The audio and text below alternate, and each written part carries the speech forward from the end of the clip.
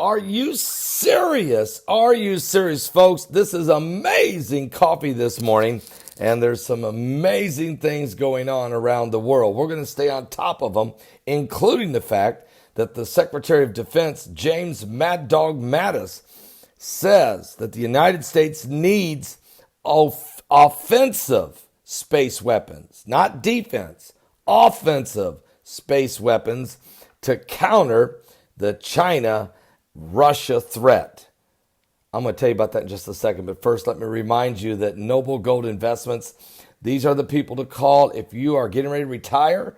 You got a 401k, you got an IRA, you don't know what to do with it. You just sold your house, you got a windfall, you're like, what do I do? Maybe you just got your inheritance or an insurance settlement came in.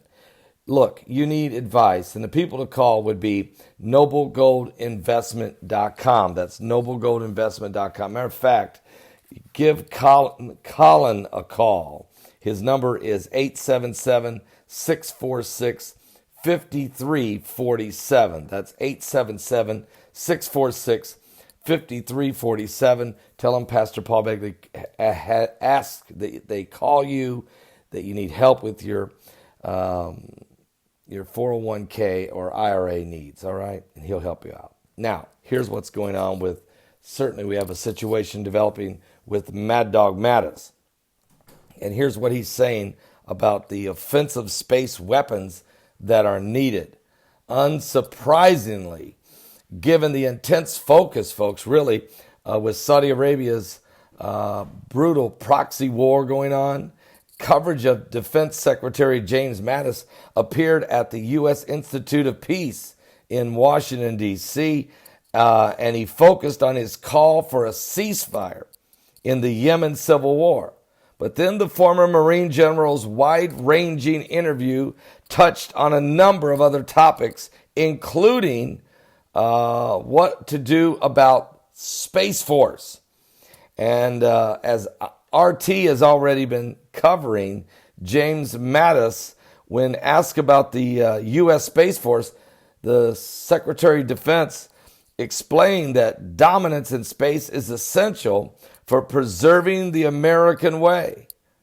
And in order to counter the geopolitical might, you got to get everything together here as far as space. We got the land, the sea, the air. Really, we got that pretty well covered. But what about space? And his response is there needs to be offensive space weapons, not just defense. Quote, we're going to have to prepare to use offensive weapons in space should someone decide to materialize with an offensive weapon. You cannot simply play defense. No sport in the world, no competitive sport in the world can simply just play defense. And this is not in our area where we want to be coming in second. Matter of fact, James Mad Dog Mattis, the Secretary of Defense, once said he wasn't against the Space Force, now is endorsing it heavily and saying we need to have space firepower and the ability to not only protect ourselves, but to use a good offense in the process if necessary. Got to keep up with Russia and China, he said. And we already know, folks, that China, back in 2007, used some type of laser beam weapon to blow up another one of their satellites. So from one satellite to another, they fired some kind of a laser beam weapon and blew one of their old satellites up, proving that they already have offensive weaponry or some type of weaponry in space. I'm not saying we don't. I would say that our black budget has already produced some and that we got them up there.